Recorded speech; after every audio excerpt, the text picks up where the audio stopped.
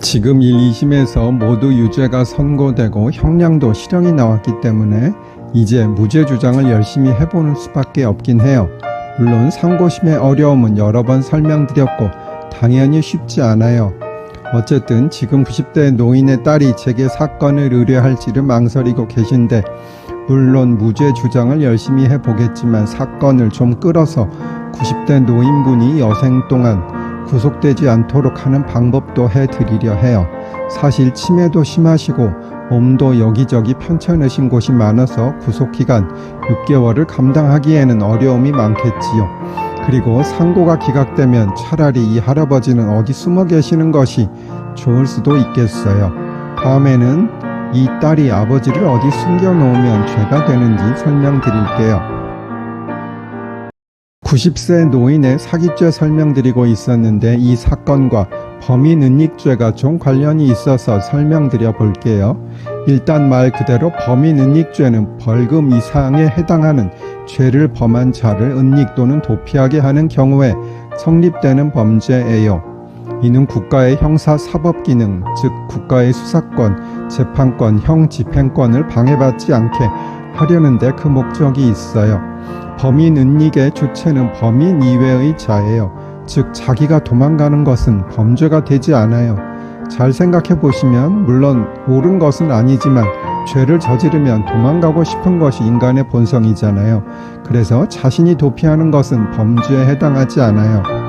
이것을 어려운 말로 구성요건에 해당하지 않는다고 설명하기도 해요. 범인은닉죄 설명드리고 있어요. 범인은닉죄의 객체 즉 대상은 벌금 이상의 법정형에 해당하는 죄를 범한 사람이에요. 따라서 죄를 지었더라도 구류 또는 과료 등의 약한 죄를 저지른 사람을 은닉하면 범인은닉죄가 되지 않아요. 전에 설명드렸듯이 형벌의 종류는 여러 가지가 있는데 제일 중요한 것이 사형이고 제일 약한 것이 과료예요. 그리고 벌금보다 약한 형은 구류, 과료가 있는데 그것만 법정형으로 규정되어 있는 죄를 범한 사람은 범인은닉죄의 대상이 되지 않아요. 또한 어떤 죄에 벌금과 구류, 과료가 같이 규정되어 있는 경우에는 벌금이 법정형에 있으니까 범인은닉죄의 대상이 되는 것이에요. 다음에는 벌금과 과료의 차이 설명드릴게요.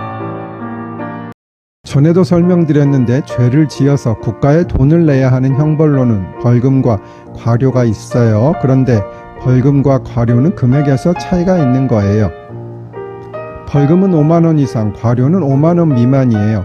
따라서 보통의 형벌 법규에는 벌금이 규정되어 있는 경우가 많고 아주 경미한, 즉 경범죄 같은 경우에나 과료가 법정형으로 규정되어 있는 경우가 있습니다. 알아두시는 김에 구류도 알아두세요. 구류는 징역과 거의 비슷하긴 해요. 신체의 자유가 제한되어 교도소, 구치소, 경찰서, 유치장 등에 갇혀 있게 되는 것인데 그 기간이 30일 이상 되는 것은 징역 또는 금고이고 그 기간이 30일이 되지 않는 것은 구류예요. 또한 징역은 갇혀 있으면서 일을 하는 것, 금고는 일을 하지 않는 것이에요. 구류도 기간이 길지 않으므로 일을 하진 않아요.